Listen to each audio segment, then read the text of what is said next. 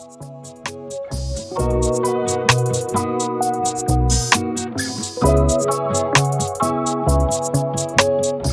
today is my first proper ride on this. This is a Triumph Rocket 3R.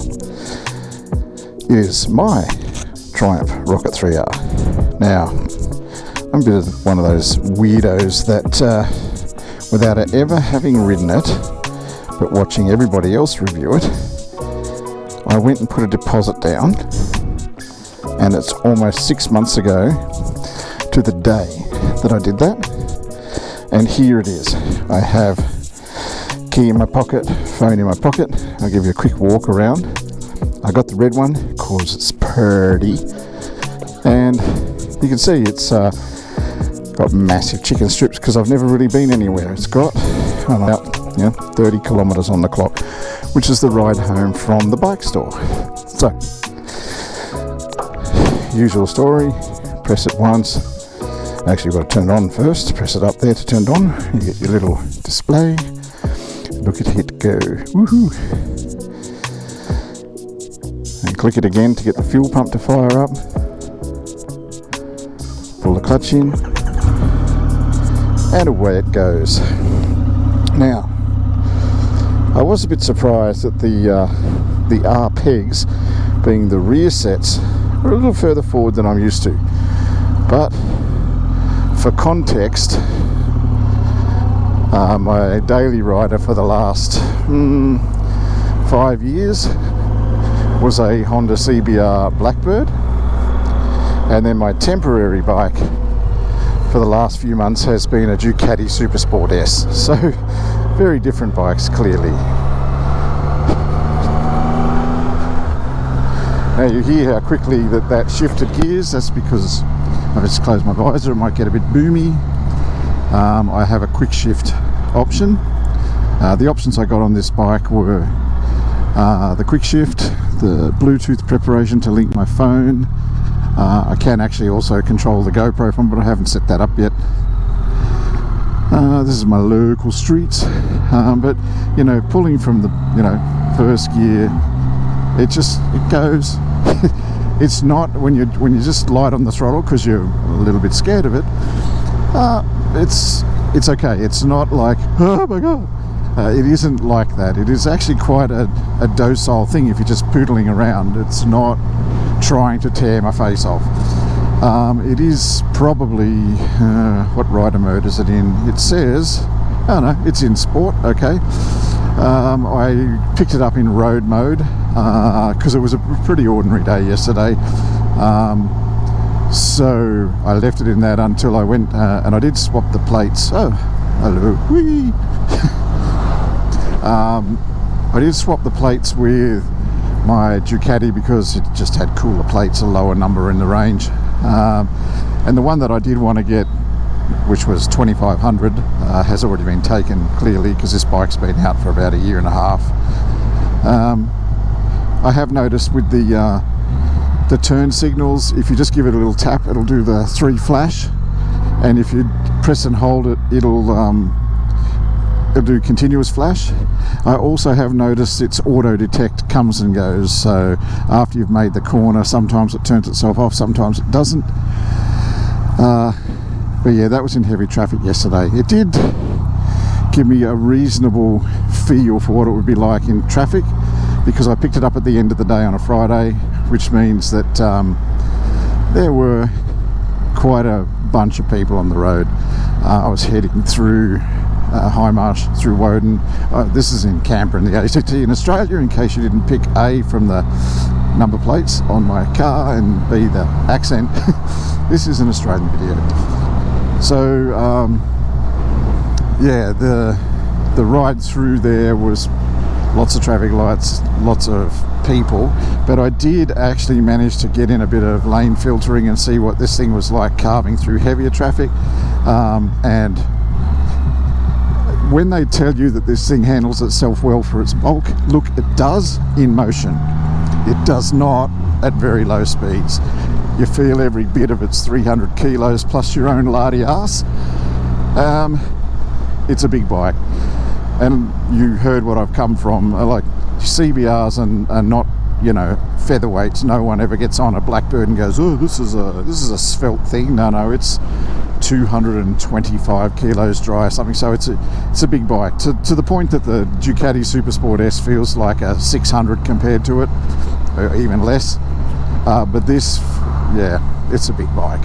So don't get one thinking it's going to magically turn into well, a Diavel for a start. That was the other bike that I looked at. They are far more sporting focused and turned out a little bit more money. So I did go with this. The other reason I went with the Rocket 3 is because we're moving into an era in life where electric will be the norm. Petrol will be the fringe method of transportation, and then because of emissions controls, naturally aspirated, high capacity, instant response type engines, especially with the sound they make and everything, will go the way of the Dodo. If you're of the means, getting a sort of an early noughties, late noughties V12 manual car will, they'll just be museum pieces soon. There's just be no such thing. The manual transmission's going the way of the Dodo as well, to the point that I have a quick shifter on this bike, so it's like you hear it rev on the downshift and it just does all the things you want to do. I got that not because I'm lazy, but because I am developing arthritis, so pulling clutches in is not my favourite thing with my left hand. I can grip things okay, but that just sharp pain of the metal on the joint is not great. So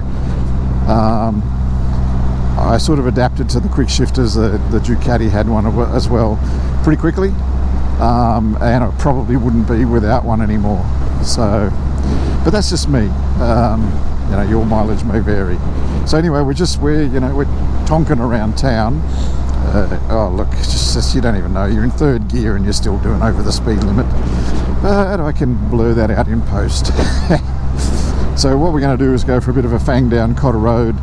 I might go up Uriara Village. That's a pretty troublesome bit of road. It's quite twisty, and it's awesome to ride, but all of the corners have got a lot of mid bumps and ripples for the number of lads who take their cars around there on hot days and basically tear up the tar.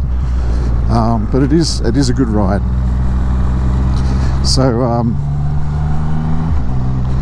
yeah, look, the bike, and because I've only got now 35 kilometers on it. There's a little sticker on the tank that says up to 400 k's, keep it below 4,000. So we're not going to be doing any full bottle blasts on this. I'm just going to give you a first impression of what my shiny new toy feels like. But first impressions are, it's solid. The thing is built like a tank. And look at my reach to the bars. I'm not tiny, I'm also not huge. I'm about 5'10", and I weigh as much as your mum and your sister put together, which is well into triple digits. But it's and I haven't set up the suspension. I'm going to leave it till the first service to sort of let them bed in, get all the runners flowing properly, and then I'll do the suspension adjustment. There's a good chat on r3owners.net if you're interested on suspension setups, and there's a couple of likely lads here in Australia who are sitting around the 100 kilo mark themselves who've got a pretty decent suspension tune. But on our roads here in Canberra, which are actually quite good, this is just sailing along. I have not changed it. It's the stock settings. Had a few people report that the back's quite harsh up through their back. I think that's actually a combination of the fact that those rear set pegs, and I use that with air quotes, are actually a little forward compared to a bike that's that you want to flick around some more. So I'm, my knees, at just less than a right angle. So if you had forward pegs, your feet would be out here, and I would probably not like that. I think you put too much weight when you're a big lad on your coccyx if you've got forward feet. I spent a day, I rented a Harley Davidson Fat Boy back in 2012 and rode around the island of Oahu in Hawaii while my wife was off stuck in a conference. And it was a great day out, but I had to stop a lot because, you know, my tailbone just hurt all the time. But you can see, like, the fit and finish of the bike is pretty good. Well, it's among the best out there. Triumph have done a great job. People, you know, may complain that it's lost a bit of its Britishness by being made in Thailand, but find me a car maker or a bike maker anywhere that's not trying to give you the best product for the cheapest price, and you can see why they did it. So look, it's put together amazingly well. There's been a few people complain about the TFT display is not particularly retro on a bike that looks as retro as this does, but by the same token, the Rocket 3, I think its styling is its own thing. It's retro and modern. It's done well. It's like the updated Mustang or Camaro. They pay homage to the old without being a little bit of, well, the Mustang had a library axle for years, so we'll forgive that. But look, I think this looks great. Now, yes, the display kind of does look like the computer out of the Flight of the Navigator, and I wait for it to talk to me and go, oh, but it doesn't. So I'm a bit disappointed. They could have done that. Had it swivel around, and I joke. It is actually really good. Some people, like, I'm short-sighted, so I need glasses to see the distance. So up close, I can read everything on that. Now I know the salesman who I picked it up from, he's like, oh, it's a bit fiddly because he needs glasses to read. So look, different strokes for different folks. You can change how it looks. You can change ride modes on the fly, like I showed you before. So it says it's in sport mode now. I can switch it to rider mode, rain mode, road mode, drop the throttle, press the thing, and it's good to go. Nope, I got that wrong. Yep, no, I didn't. It's road. So anyway, let me just get rid of this guy. So that's the thing. If you want to do this sort of shit, it's all over you.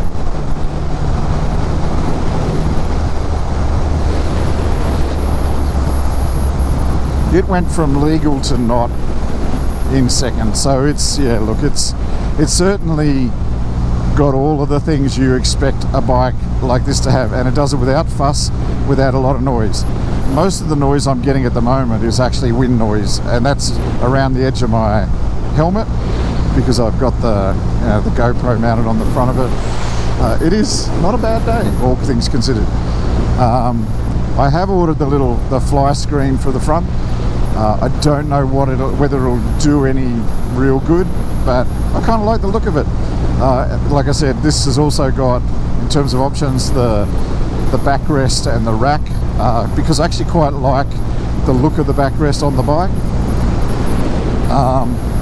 My reach to the bars is not bad. I know a whole bunch of guys who reckon the GT bars with the R pegs is the perfect compromise. I don't know. I'm not feeling it. I think my arms might be long enough. It's you do notice the width of the bars. I did also get heated grips, as you can see down there.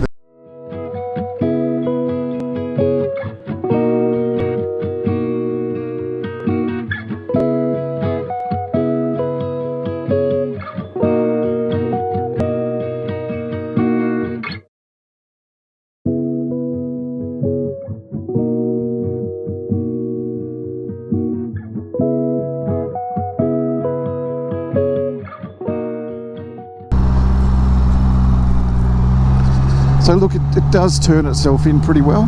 I'm still a bit tentative on these corners, mainly because, one, I don't know the bike, and two, I've got 40 kilometers on these new tires, so I've got to kind of take it a bit easy because it's not going to be kind to me if I push it. So, but you can see from these corners, this is sport bike territory, and I've done these corners quite a lot on a number of bikes over the years. Loved riding up here, it's great. But yeah, I'll give you this. This bike is reminding me on those low speed corners exactly how big it is. and the forward seating position doesn't, though on a sport tourer you move your feet around a bit as you're moving your body, as you're trying to get the right weight balance through a curve. These rear mounts, air quotes, these rear mount pegs not being as rear as I'd like, don't lend themselves to that.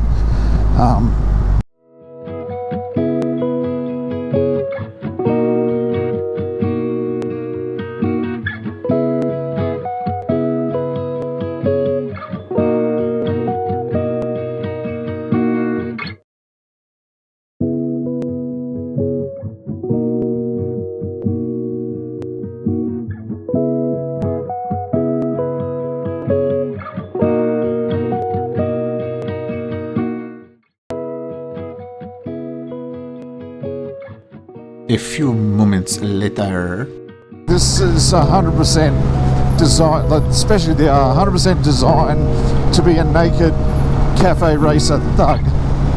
And look, that's much like myself. So I'm going around these sweepers at around the 100 and a little bit because I've fuzzed out the speedo, but it's handling it pretty well.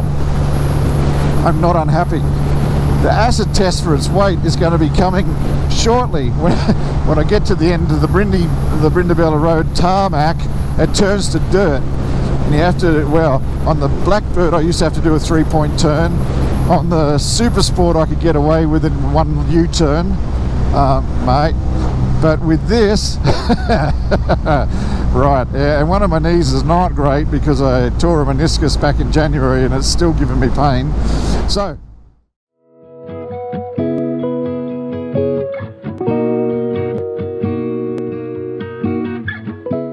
yeah, I've not touched the clutch since we stopped, and you can hear it auto blip on the downs, and you can hear it just cut the throttle on ups. It's so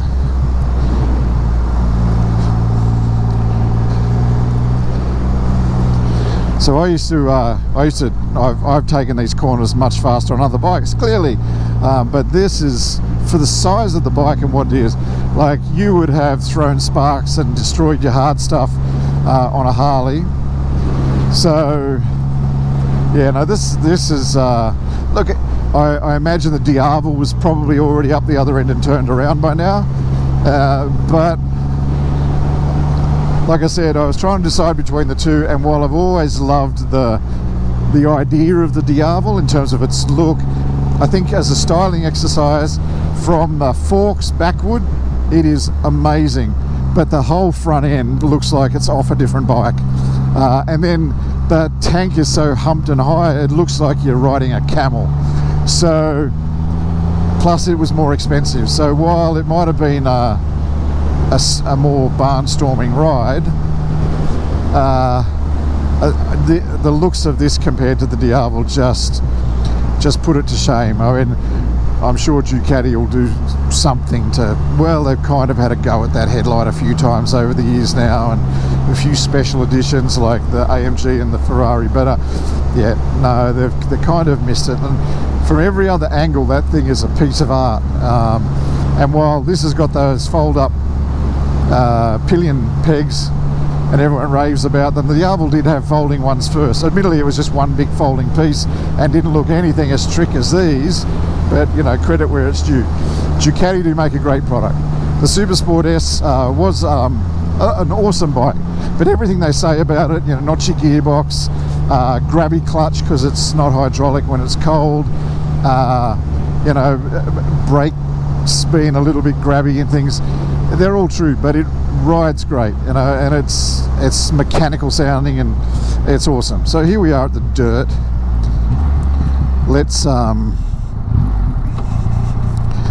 let us see how bad this is.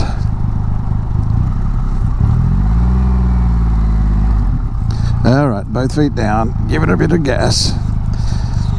And that's the thing, when you've been sitting on it and riding on it and it's been hiding its weight to you, when you get on and do this, hey, look at that, no 3-pointer. Oh man, that's awesome. All right, what I am going to do for you though is just make sure, hey, look, you're clear. It's only me that's looking through the join the dots. Clutch take up, nice, right?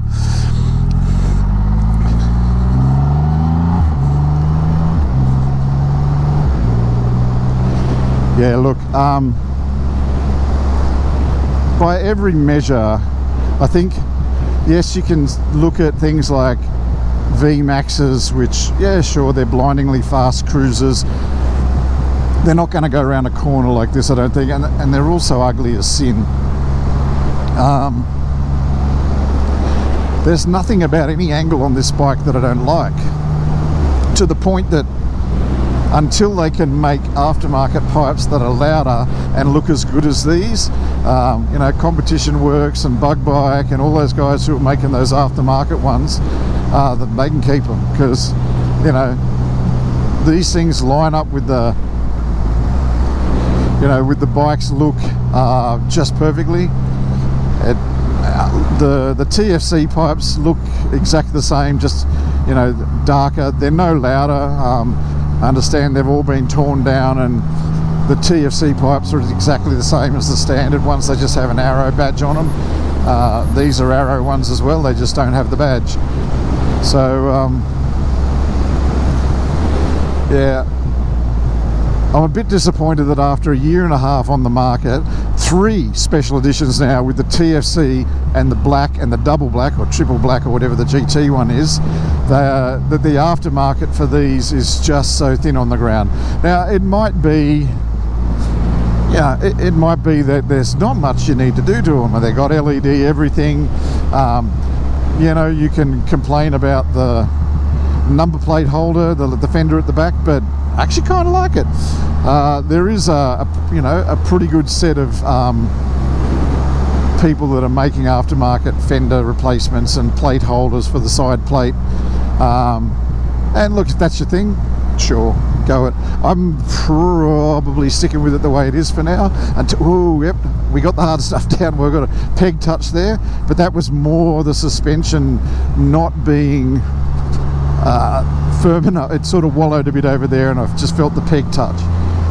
So yeah, look, once I've put the break-in Ks on it, here we go again. Once I put the break-in Ks on it, I think I'll do a bit of tweaking of the suspension, depending on what type of riding. Like, honestly, I'm not one of these track day guys. Like, this is pretty much as much of a track as I do is come out here, any of the roads around Canberra, because we have got some awesome riding roads. I watched the poor reviewers in the UK, and I'm like, oh man, you poor bugger. I'm reviewing the Triumph Rocket 3, and this is a wonderful B-road. It's like they're just cutting a track through dirt. Like, you can see dirt all over the road, like we got here where the water's been, but it's the entire road over there. This is as about as shit as our roads get in Canberra. You know, a couple of little patches here and there. Yeah, so look, I do feel for people in other countries who just don't have access to what we have here. But hey, this is Australia. We don't call it the lucky country for nothing. Just a shame we all sound like bogans. Anyway, look, I think this is a flippin' awesome bike, and I am not unhappy at all with it. Just from a ride in the traffic yesterday, doing a bit of lane filtering, going to the registry and riding it home and putting it away, and then coming out today, I'm like, okay. Now, I am holding on a little tight because I'm still a little scared of it.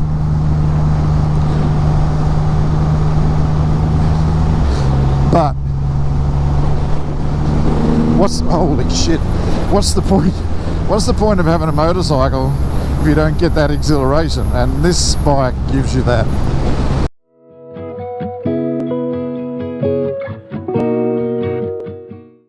Yeah, look, this suspension is over corrugated surfaces.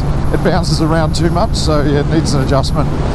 The front seems to be better straight out of the box, but no, the back not so much. Next minute.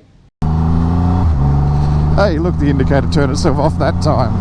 Like I said, hit and miss.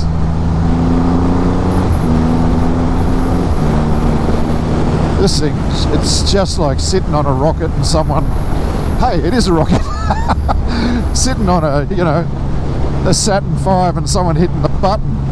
Like, it just pushes you back. Which is why the saddle is so sculpted and really comfortable. I give it that for nothing. I was really surprised about how comfortable the Ducati Supersport was. But no, this is really good. And it's got, of course, cruise control. Do that. Do set.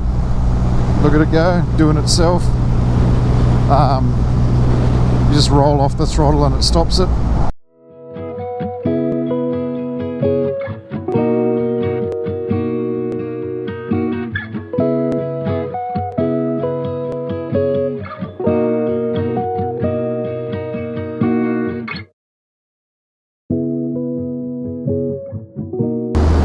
And it's just, you can't tell on a video how quickly that goes from just benign to bonkers with just a little twist.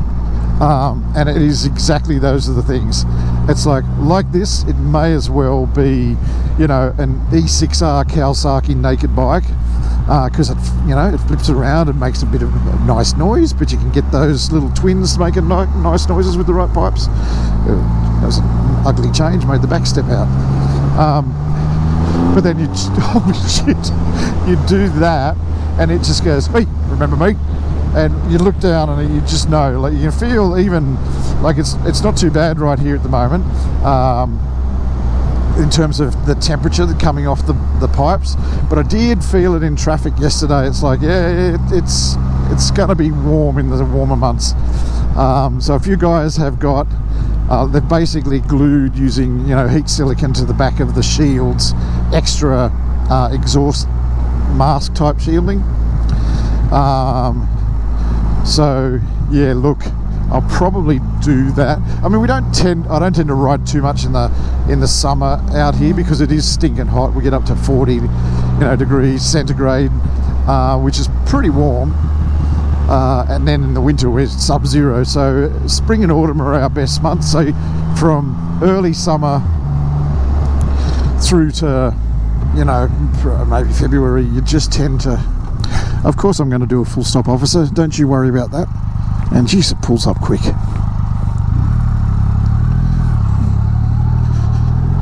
But just that stop, then it's almost like the heat emanating from the engine caught up with me, and I just felt this warmth on my legs.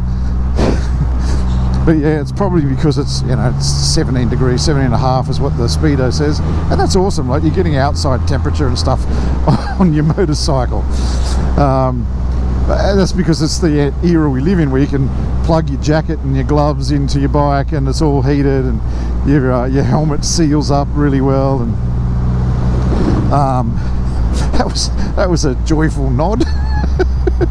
See, that's what happens. You come out, you just have a great, like, even when you're by yourself. Like, my mate is going to be cross that I came for a ride by myself. Stuff you, mate.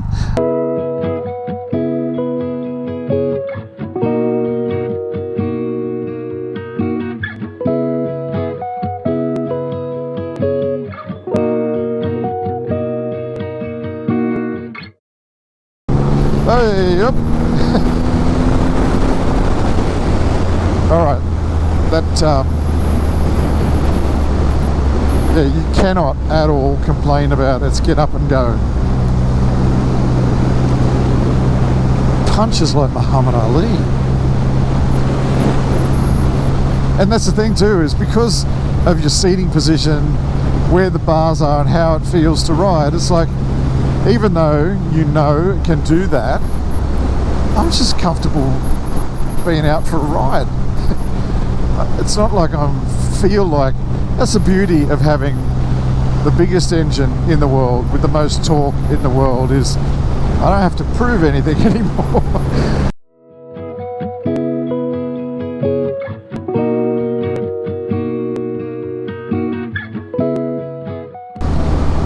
Yeah, dude, you stay over, I'll stay over. You got to give them as much room as you would if you're in a car on this thing. It's yeah, it's well balanced, well weighted. Would I be comfortable sticking it on cruise and playing with my helmet with no hands on it for, 10 k's down the road? Probably not.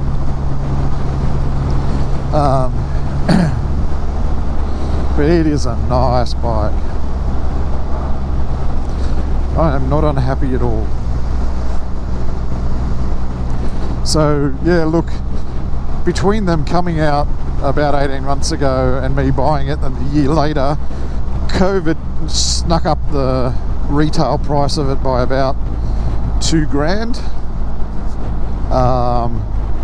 which okay, and I probably could have bought a used one, because there are a couple out there, not many, but then nah, I'll get to ride this in. Hear the popping, crackling.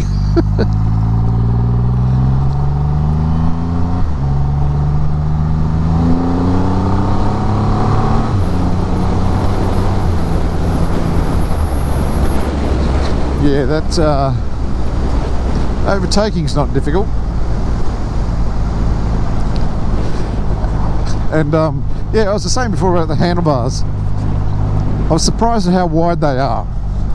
But then when you think about it, the counter steering pressure you have to put on something this heavy, yeah, I don't think you want them much narrower. Now the GT ones are probably,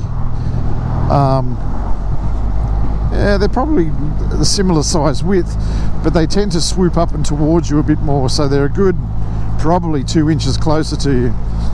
But yeah, look, I'm not uncomfortable. I imagine if I spent a lot of time in this, I'd do a lot with one hand on the bars just to get my back a little more upright. But no, look, it's good. The fact that you can put GT bars on and get a slightly better riding position with the rear set pegs, that's a good thing. And not only does it look stock, well, it is stock, they're factory parts. And now that they've brought out the triple blacks, if you don't like all the brushed alloy, like my my backrest and rack and everything are all brushed alloy, but they come out in black now so you can put them on the triple blacks, and the R black.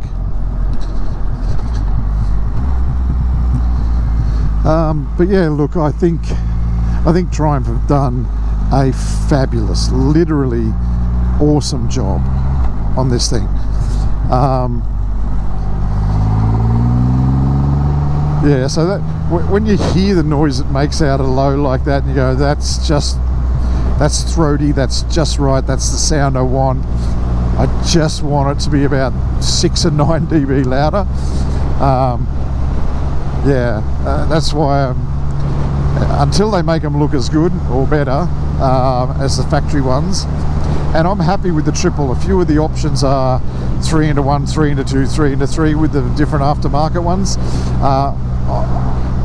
I think I'd stick with the triple.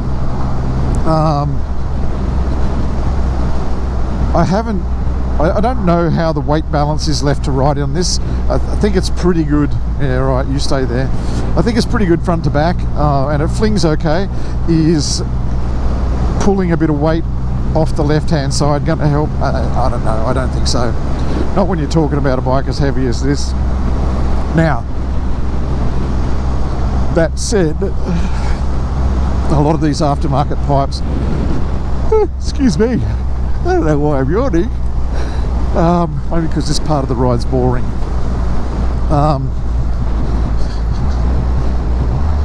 But yeah, look, that said, you can save, the better part of 15 kilos by swapping out to, different pipes. But for me, no, I'm okay.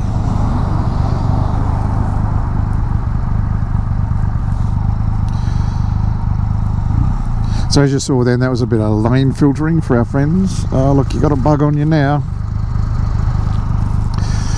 Hopefully it's not too problematic for you. Yep, there we go. But you can see from the screen, there's crap all over mine. You're doing okay.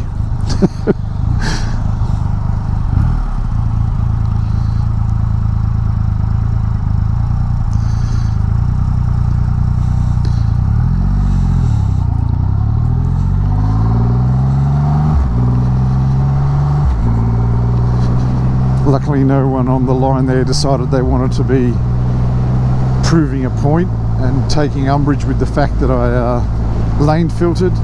You get every kind of knobber in the world here in Canberra who, even though you're mildly to their side of the lane and potentially blocking their way forward, they will go off the line aggressively because they take umbrage that you've gone and lane filtered, as you are legally entitled to do in our state.